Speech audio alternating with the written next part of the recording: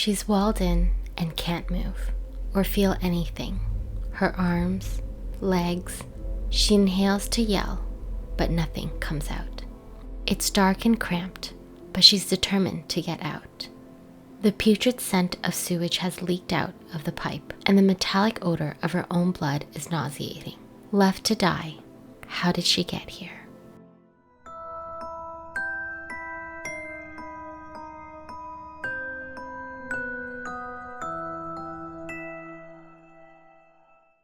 It was a hot September morning in Berkeley, California, 1978. After visiting her grandfather, 15-year-old Mary Vincent was attempting to hitch a ride back home to Las Vegas on the side of the freeway. She held out her sign eagerly. 2 other hitchhikers stood beside her. A blue van drove up in front of her. Through the window, she could see an older man, reminiscent of her grandfather, who seemed kind enough. He offered her a ride. When the other hitchhikers insisted they go with her, the man claimed there was only room for one, despite the van being nearly empty. They then insisted she wait with them, but she felt fine. He was an old man, and his smile was inviting. If she had to fight him off, she could, with her fit dancer physique. Mary got in the van. The elderly man was headed in a different direction, but was willing to make the detour to get her home safely. On the long ride, Mary eventually nodded off for a nap. She woke up a few hours later and looked at the next road sign, noticing something was off. Grabbing for a stick nearby, she yelled, "You're going the wrong way. Turn around right now before I use this." The man apologized profusely and claimed that he had made a mistake. She only relaxed again when he turned the car around. A few hours later, the man drove into a secluded area off the highway and parked the car to go out and relieve himself. Mary had a weird feeling, noticed that her shoelaces were undone. Not wanting to trip if she had to make a run for it, she bent down to tie her laces and felt a heavy hit on her back. Then another one. It was a sledgehammer. She was hit once more and was knocked out cold. What would transpire in the next few hours would be the most horrific experience anyone could ever imagine.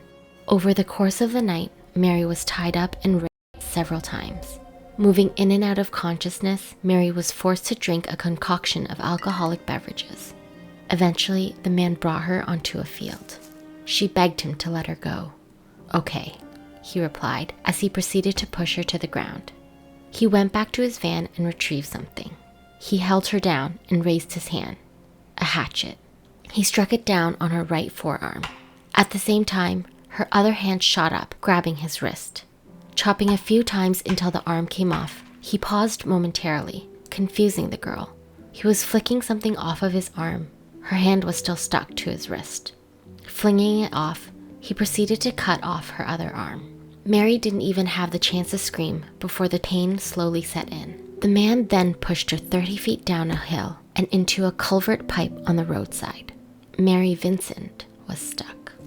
Now stuck in a pipe, arms dripping with blood, and stunned, 15-year-old Mary Vincent was determined to live so this monster wouldn't be able to do this to anyone else.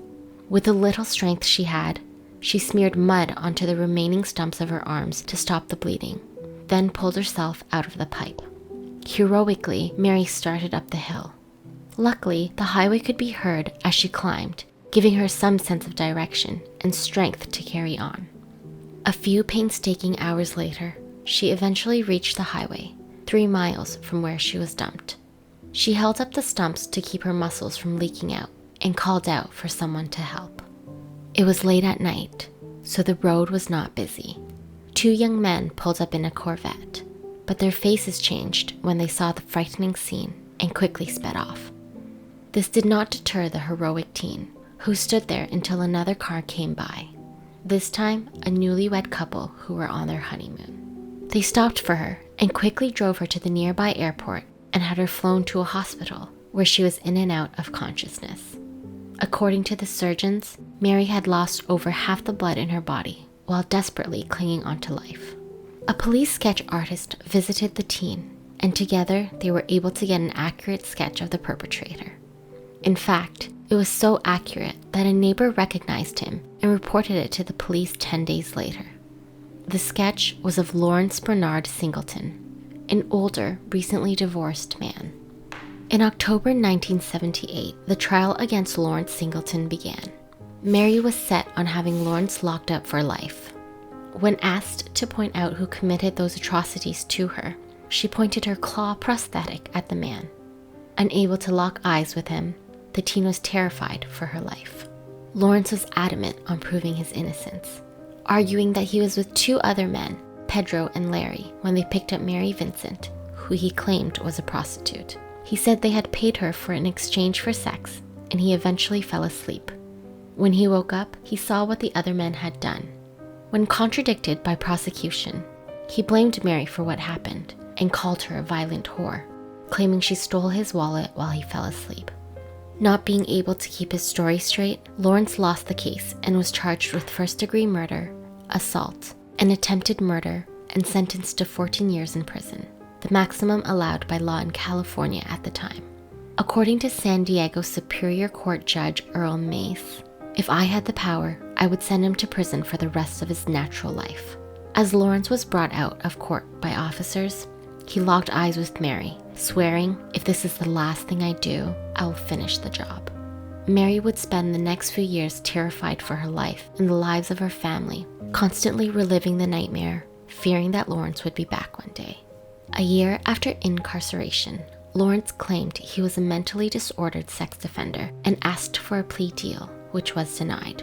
Lawrence also attempted to sue Mary, claiming that she kidnapped him and tried to steal his car. Mary had won a $2.56 million lawsuit against him, but was unable to collect as he was unemployed and only had $200 to his name. After serving only 8 years of his 14-year sentence, Lawrence Singleton was let out on parole for good behavior and was credited for time served prior to his sentencing. He was described as a model prisoner for his work as a teaching assistant. However, the public was not keen on letting him out early due to the nature of his violent crimes. Lawrence was moved to several different locations during his parole, often with security guards, but protesters who wanted him out of their neighborhood were always there, holding their protests outside of motels he resided in. He even needed to wear a bulletproof vest to go outside. Eventually, Lawrence was brought out to live out the rest of his parole on San Quentin prison grounds in a trailer. He was allowed to leave 3 times a week for groceries or to see a movie and lived off of disability benefits and allowance from his family. The protests didn't end when his parole was up. He moved from apartment to apartment in the state of Florida, finally settling in Sulphur Springs. Over the years, Lawrence was incarcerated 2 more times for petty theft. He stole a cheap disposable camera, which had him locked up for 60 days, and later stealing a hat got him 2 years of prison time. Lawrence's neighbors noticed the alcoholism, but believed him to be a harmless, peaceful old man, unaware of his past violent crimes. Until in 1997, a neighbor reported that he had heard screaming from the Singleton residence. The body of Roxanne Hayes, a mother of 3 and sex worker, was found stabbed multiple times. Mary Vincent was summoned to court again to testify on behalf of Roxanne, now unafraid to look her attacker in the eye. She pointed to Lawrence with her clawed hand. "He used a hatchet," she said softly. "He left me to die."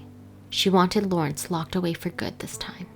The avoidable murder of Roxanne Hayes sparked debate over the justice system of California. Records from Lawrence's prison therapist showed he was unstable, yet he was still let out on parole early for good behavior, when he would have needed more therapy and rehabilitation.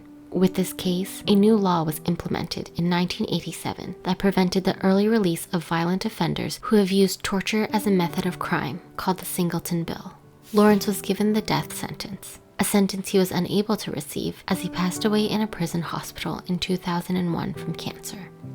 Mary's childhood dream of becoming a famous dancer was destroyed along with her innocence. The reconstruction surgery for her arms had used parts of her legs, which caused persistent quality of life issues. Her focus ever since then had been painting and creating prosthetic limbs to help out other disabled people. Mary's art focuses on strong women, and she chooses to stay out of the public eye for the most part. Remember, You can never know who is lurking behind the mask of a friendly face, and the twisted fate that may follow.